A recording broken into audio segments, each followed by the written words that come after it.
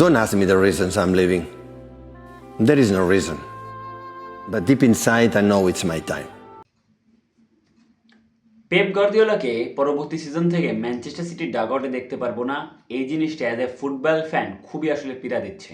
এবং আমি আসলে যখন থেকে ফুটবল খেলা দেখতে শুরু করছি তখন থেকে আমি একটা জিনিস বুঝতাম যে পেপ গার্দিওলা মানে ম্যানচেস্টার সিটি এবং ম্যানচেস্টার সিটি মানে পেপ গার্দিওলা।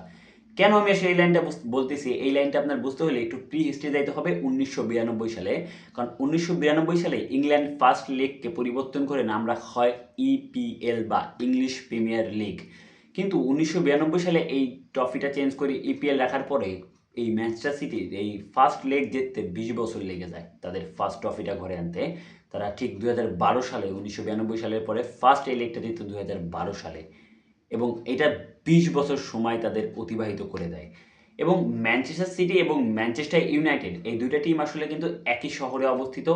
সো এদের দুজনের মধ্যে সবসময় কম্পিটিশন থাকতো, এবং ম্যানচেস্টার ইউনাইটেড এই সময়টায় স্যার অ্যালেক্স ফার্গুসনের আন্ডারে একটা চরম মানে উপত্যকায় পৌঁছায় যায়, যেখানে তারা 13টা লিগ কাপ মানে 13টা লিগ কাপ আসলে 11টা থেকে 13টা যাই হোক এরকম লিগ কাপ জিতে ফেলে এর আন্ডারে, স্যারের আন্ডারে।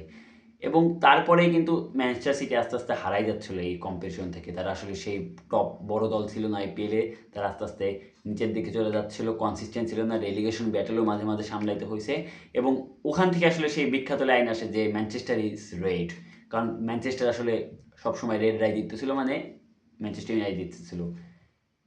এই 2012 সালে প্রথম লিগ কাপ জেতার পরে ম্যানুয়েল পেলেগ্রিনি আন্ডারে তারা 2014 সালে লিগ কাপ জিতে, কিন্তু তাদের মধ্যে সেই কনসিস্টেন্সি ছিল না, তারা আসলে সেই আবার পিছের দিকে চলে যাচ্ছে লিগ কাপ জেতার পরে। এবং সেই সময় আসে 2016 সালে সেই বিখ্যাত সাইনিং, যেখানে জোসেফ পেপ গার্দিওলাকে সাইন করে ম্যানচেস্টার সিটি, এবং তারপরে পরিবর্তন হয়ে যায় ইংলিশ প্রিমিয়ার লিগের ভাগ্য, ম্যানচেস্টার সিটির ভাগ্য। কারণ এই পেপ গার্দিওলাই পরবর্তীতে রচনা করে ইতিহাস, যা একটা ইতিহাস হয়ে থাকবে, যে ডমিনেন্স খুব বেশি মডার্ন ফুটবলে কোনো কোচ দেখাইতে পারে নাই ইংলিশ প্রিমিয়ার লিগের মতো লিগে।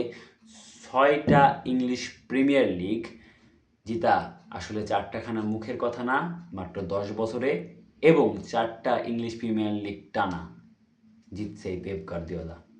তিনি যখন ফার্স্ট সাইন করা হয় 2016-17 সালে, তিনি আসলে তার এই সিজনে খুব বেশি ভালো পারফরমেন্স করতে পারতেছিলেন না। তিনি আসলে টিমটা তখন গোছাচ্ছিলেন আস্তে আস্তে, এবং তখন আসলে মানুষ খুব বেশি করতেছিল না যে তার ফার্স্ট সিজন সে তবে সামনে ভালো করবে, এবং তার সেই আশা সেদিন রাখেন। 2017 সালে দেয় তিনি আসলে তার ফার্স্ট লেগ জেতেন, এবং পরবর্তী সিজনে তিনি আবারও সেই লেগটা জিতেন, এবং মাঝখানে আরেকটা বছর তিনি গ্যাপ দেন। এবং পরবর্তী সেই বিখ্যাত ইতিহাস 20, 21, 22, 23 এই 4টা বছর তিনি টানা 4টা প্রিমিয়ার লিগ জেতেন, এবং তার ক্যারিয়ারের সেই 6টা ইংলিশ প্রিমিয়ার লিগ এবং ম্যানচেস্টার সিটিকে সেই 6টা ইংলিশ প্রিমিয়ার লিগ তিনি উপহার দেন। এবং 2023 সালে তিনি আসলে ট্রেবল জয় করেন ম্যানচেস্টার সিটি হয়ে, যেখানে তিনি ইংলিশ প্রিমিয়ার লিগ জেতেন, ইউসিএল জেতেন এবং এফএ কাপও জেতেন। এবং এই ম্যানচেস্টার সিটি আসলে কিন্তু এত বড় দল ছিল না পেপ গার্দিওলা আসার আগে। তারা আসলে সেই একটা মোটামুটি 2টা প্রিমিয়ার লিগ জেতা একটা মিডিয়াম মানের দল ছিল, কিন্তু সেই দলটাকে আসলে ইংল্যান্ডের দানব করে তুলছে, ইউরোপের দানব করে তুলছে এই জোসেফ পেপ গার্দিওলা। এবং এই গার্দিওলাকে ছাড়া এই ম্যানচেস্টার সিটিকে চিন্তা করা আসলে খুবই খুবই একটা দুষ্প্রিকর বিষয় কারণ বলতেছি আমি, কারণ এই পেপ গার্দিওলাই আসলে ম্যানচেস্টার সিটির এই টিমটাকে আজকে এই পর্যায়ে দাঁড় করাইছে। কারণ ম্যানচেস্টার সিটি একটা অ্যাভারেজ টিম ছিল, সেই টিমটাকে পরিবর্তন করে পেপ গার্দিওলা একটা গ্রেট টিমে রূপান্তর করছে, এবং সেই পেপ গার্দিওলাই আমাদের মাঠ থেকে আজকে চলে যাচ্ছে। পেপ গার্দিওলা আসলে অন্য কোথাও কোচিং করাবে না আমি জানি না, বাট আমি চাই সে কোথাও কোচিং করাক। আমি পেপকে দেখতে চাই, আমরা পেপকে দেখতে চাই। পেপ ফুটবলের একটা সৌন্দর্য। পেপের ভবিষ্যতের জন্য শুভকামনা থাকলেও আপনারা আপনাদের লাইক কমেন্ট শেয়ার করতে পারেন ভিডিওতে, এবং আপনাদের মতামত জানাতে পারেন।